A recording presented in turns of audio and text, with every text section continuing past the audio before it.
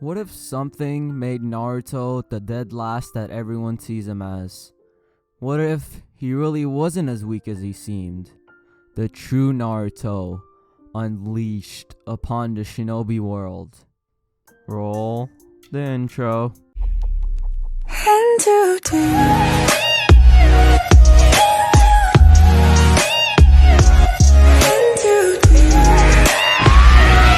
making myself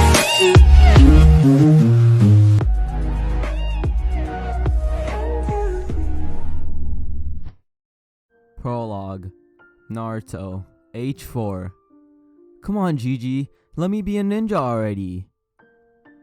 Hiruzen Sarutobi, the Sandaime Hokage, massaged his temples as he looked down at the little blonde boy who had a determined look on his face. He had been visiting the boy in order to give him a monthly allowance and help him shop for groceries as he lived alone. It might be odd that a little boy like this lives alone, instead of with his parents or in an orphanage, but this little boy held within him a massive little deterrent that kept most from wanting to care for him. Naruto Uzumaki held within him the ultimate Biju, the Kyuubi no Yoko, the same demon that had attacked and nearly annihilated Konohagakure no Sato, the village in which this story takes place in. Naruto, I can't let you enter the academy. Naruto's face scrunched up, trying to decipher why. But Gigi, you told me other kids ninja as young as me training as ninja. Why can't I? Hiruzen did have to admit to that nugget of truth. Clans in Konoha such as the Uchiha and the Hyuga trained their children from around the time they could walk to become shinobi. Kakashi Hatake had graduated from the academy at the age of 5 and even been promoted to Chunin at the age of 6. Same for other prodigy ninjas such as Itachi Uchiha. Hiruzen knew it was somewhat hypocritical of him to deny Naruto the same chance that they received. But the people of Konoha would never accept the demon spawn training in the ninja arts right in front of them. This was more for Naruto's safety. The worst thing to him was that he couldn't even tell Naruto why he couldn't allow him to join. That the irrational fear the village as a whole had of him being the Kyuubi reincarnate wouldn't allow them to see him as just a little boy that wanted to prove himself to them all. Hiruzen patted Naruto's head and looked down at him patronizingly. I'm sorry, Naruto. Maybe one day soon I can let you join, but not now. Naruto watched the old man walk towards his door and shut it on his way out. Naruto walked aimlessly around Konoha, trying to ignore the looks that he was getting. He didn't get why Gigi didn't want him to be a ninja. He knew he would be the best ninja ever. That was all he would settle for, no matter how hard he had to work. There was something he wasn't getting, and trying to think about it made his head hurt. Eventually, by the time he had stopped pondering all of the absurd reasons that he wouldn't be allowed into the academy, he found himself atop his favorite place in the village, the Hokage Monument. It's beautiful, isn't it? Naruto whipped around suddenly to see a man with his head and eye in bandages, and his right arm in a sling, also wrapped up. Naruto couldn't feel any real malicious intent from the man, so he allowed him to come closer. He stopped next to Naruto and looked out at the view from the top of the mountain. Truly, being a ninja to protect this village is something that I've always felt is well worth the sacrifice. Naruto's eyes widened, but then he looked away sadly. Gigi didn't let me be a ninja. I don't know why though. I mean, I'll work hard, and I know I'd be good at it. The man made a noise as if he was thinking of Naruto's words. You would really work hard. You would do whatever you had to in order to become the greatest ninja you could be. Naruto grinned widely at that man. Not just the best ninja I can be, the best ninja ever. The man had a small smirk upon his lips. Well then, I think I'd like to take a hand in training the greatest ninja ever. How would you like to be a ninja for me? Naruto's grin could have split his face as he latched onto the man excitedly. Thank you. I can really be a ninja? The man held Naruto off of him. Little boy, the first thing a ninja should know is to never show emotion. I can understand your excitement, but when we begin training, I do not want to see that from you. Do you understand? Naruto cowered himself and nodded. I don't know your name. The man turned around and motioned Naruto to follow. You may call me Danzo. Naruto, age 7. Underground, the sounds of contact were made. The sounds of physical combat were common in this place. Sparring was intense and brutal to condition the ninja to field conditions. An unnamed teen hit the ground hard, groaning as his eyes flickered in and out of consciousness. The blood caking his face was just another sign of the intensity of the session. Standing over him was a blonde boy, sighing in relief at the conclusion of the spar. Takeshi, you hit way too hard. The blonde slowly walked away from the room, checking himself over. He scratched at his fist, flaking off the dead skin covered in dried blood.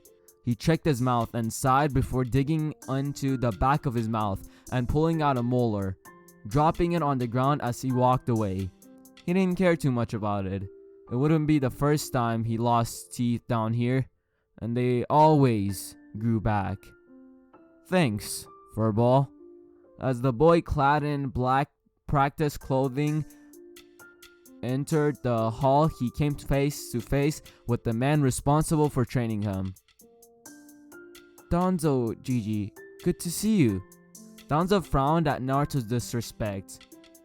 Boy, if you weren't so dang good at what you do, then I would have you back through emotional conditioning again. Naruto gave him a cheeky grin. But that's just it. You know I'm too good to waste going to do that crap. And besides, you know I can turn it on the second the mission starts. I can be as blank as everybody else when you say go. Danzo let a ghost of a smile appear on his face. He remembered putting Naruto through the paces to rid himself of his emotions. No matter how bad he had Naruto beaten and conditioned, he would still keep a spark of his old personality. Even after several months of that treatment that had broken everyone else, Danzo had trained for decades until this point. Danzo motioned for Naruto to walk with him. I have a mission for you. Solo this time. Naruto went into business mode upon hearing those words. What do you require of me, Danzo-sama? Danzo would never openly admit it, but he did rather like the fact that Naruto could turn his ninja mode on and off at a blink of an eye. It made training him a bunch of emotionless tools more bearable if one of them had enough self-awareness to actually speak to him with even a hint of cordiality. They weren't necessarily close. Naruto was well aware of the fact that Danzo saw him as nothing more than a tool, a weapon to be brandished to protect Konohagakure. But people have shown that they can value objects and tools above many things in this world. Plus, Naruto's childish streak got a kick out of making Danzo twitch. You've got to enjoy the little things. This one is probably going to be a suicide for anyone else other than you. Even you will find it rough going, I would say. Naruto nodded as a sign of his hearing the advice. If this even hints at going under you, get yourself out of there, failed mission or not. A shimmer of his eyes revealed from Naruto to Danzo that he was affected by those words. Danzo just couldn't tell if it was because he gave the very rare order for him to retreat if necessary, or if it was because he was offered for suggesting that Naruto might fail this mission. Naruto looked up to Danzo, icy blue eyes, lacking the solid feeling they were full of just moments ago. Your orders, Danzo-sama. Danzo smiled. I think that he might just be the greatest weapon I've ever had. Training Naruto had not been even a chore. When it came time to learn how to fight, how to kill, how to win, Naruto had shown himself a quick study. Danzo relayed on Naruto for more of the higher class missions that he knew many of his other operatives couldn't handle, because the kid seemingly didn't accept anything short than a successful mission. That made him invaluable, and he'll only continue to grow in strength. I would probably rely on him before I thought of backing one of Sarutobi's soft elites. Oh, my old friend. How did you let this gem of a shinobi go? Danzo continued his briefing as he and Naruto had arrived at the armory. You will be infiltrating Tanokuni. There have been reports of a new hidden village based out of that nation rising to prominence. Naruto quickly changed from simple practice clothes to gear reminiscent of Anbu armor, clicking the chest protection shut. Yes, Danzo-sama. Danzo continued, you will find the location of this village, and if possible get inside and keep tabs on what you can see and find. When you believe that you have sufficient information to determine whether or not this village is a threat or not, you are to return to base and debrief. You may leave on your own mark. This will be a long-standing assignment. Naruto packed himself with kunai, shuriken, flash tags, exploding tags, smoke bombs, anything that he might need, and he packed to the brim, sealing whatever he couldn't carry in a scroll. He didn't know whether he would need to restock on this mission or not. Upon his completion of armoring his person, he turned to Danzo and bowed. I will leave as soon as possible, Danzo-sama. You will hear from me upon my return. Danzo nodded. By your leave, Uzumaki. Naruto stood and walked from the armory, ready for his next assignment. Naruto slipped his mask in with his combat gear, as he had replaced it all with simple street clothes as he had to keep up his appearances. Nay was the opportunity that Sarutobi never gave him. He knew all he needed to do to prove his worth as a ninja was a chance, and when that chance was given, he took it. 1 year later, border of Hinokuni, Tanokuni. An explosion drew Jiraiya's attention away from returning to Konoha. He'd just gotten through going through Tanokuni, looking into rumors of a new hidden village rumored to be called Otagakure. After finding enough to bring back to the Hokage, he made a hasty retreat to the border. And from the sounds of things, he wasn't the only one. Jiraiya eventually found himself on the heels of a blur in the darkness. Jiraiya slipped into the shadows of the trees to speed ahead of the fleeing mystery shinobi. However, this was unnecessary as the person in question collapsed and dropped to the floor of the forest floor in exhaustion. As Jiraiya walked closer, he saw deep cuts and gashes all over the body of the Anbu, or so his armor had him believing. Jiraiya whistled as he took in the age of the blonde boy on the ground. They're sure starting him young these days. Jiraiya refrained from moving the mask of the boy, on which he saw a leaf insignia, as Anbu had to keep their identity secret for as long as was feasible to the masses. Jiraiya picked the boy up and made for Konoha, interested in this current situation. Jiraiya had set the boy down in Sarutobi's office and had requested that his Anbu guards leave the room. Sarutobi-sensei, you could have sent me a message that you already had someone in Oto checking things over. I think I might have blown his stealth when I made tracks and left that place. Hiruzen's eyes darkened. I didn't send anyone into Tanokuni. I expect you to look into it yourself and send word back, like you are now. This Anbu isn't mine. I would never allow a child this young into their ranks. Never again. Not after Itachi. Jiraiya scratched his white mane. Well, I kinda figured that, but I thought you might have made an exception or something. Sarutobi rose from the desk and walked over to where the masked boy lay. He narrowed his eyes at the kanji he found right by the leaf symbol on the forehead. Danzo. Again? Jiraiya sighed.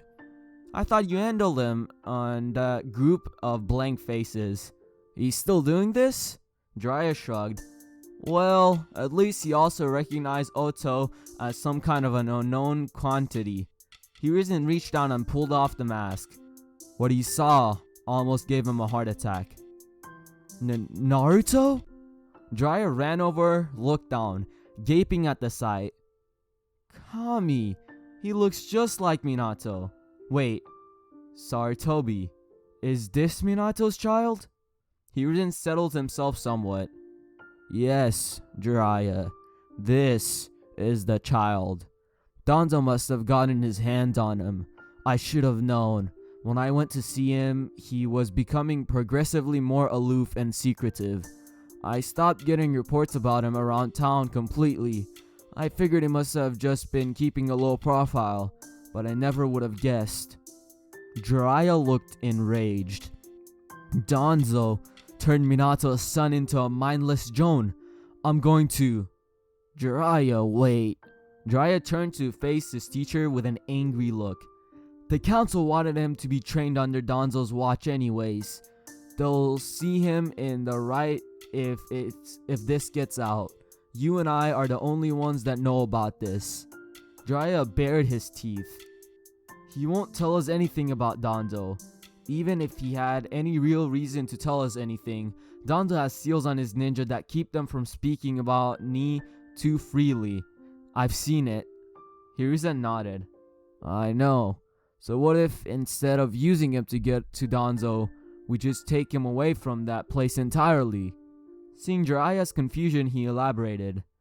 Danzo won't move to retrieve him no matter how valuable he knows a Jinchuriki is to his goals. All we need to do is keep him under watch and seal him. Jiraiya nodded in agreement. So what? Memory seal? Chakra seal? What exactly are we sealing? Everything. Jiraiya's eyes widened.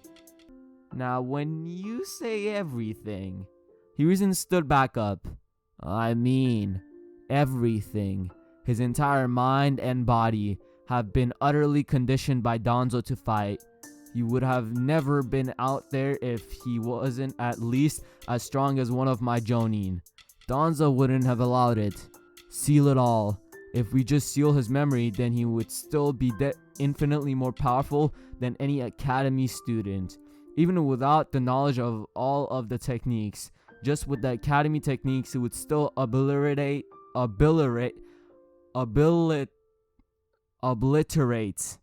know why I struggled with that so much. Obliterate any academy student. Jiraiya looked at the unconscious blonde on the floor.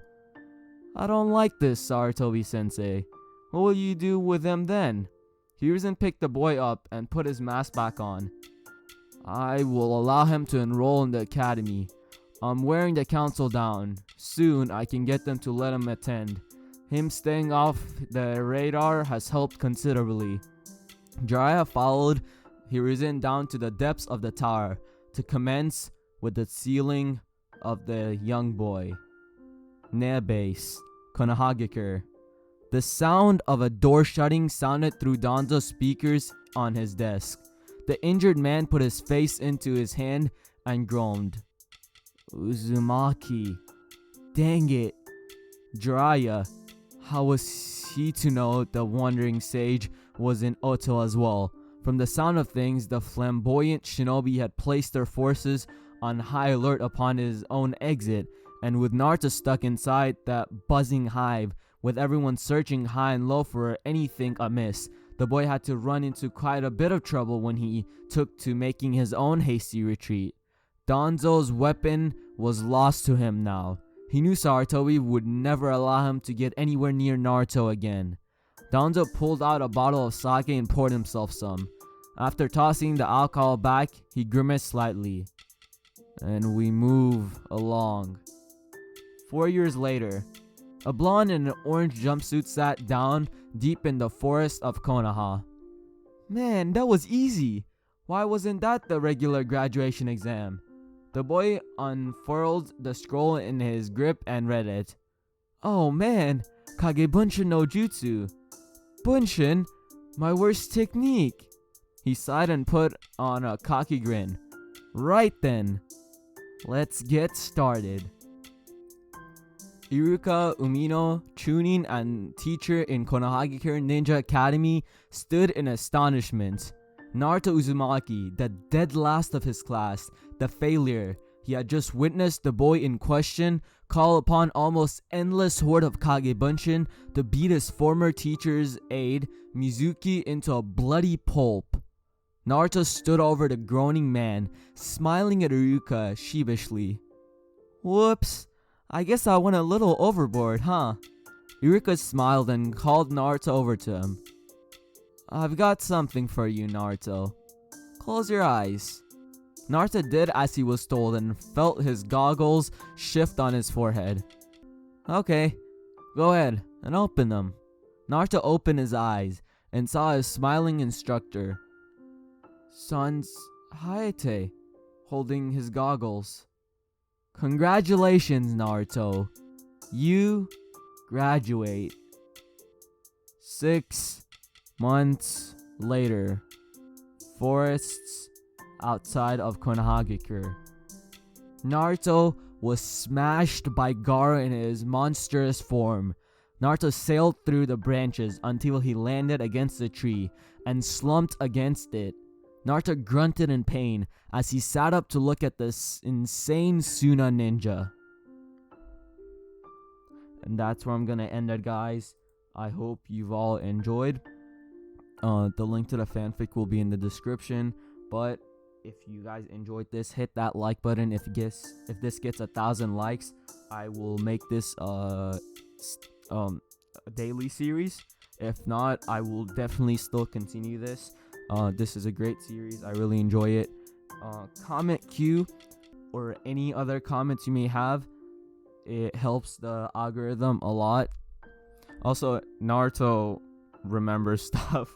And the next part is when he starts getting OP again. I hope you've all enjoyed, and I'll see y'all in the next part, I guess. Bye.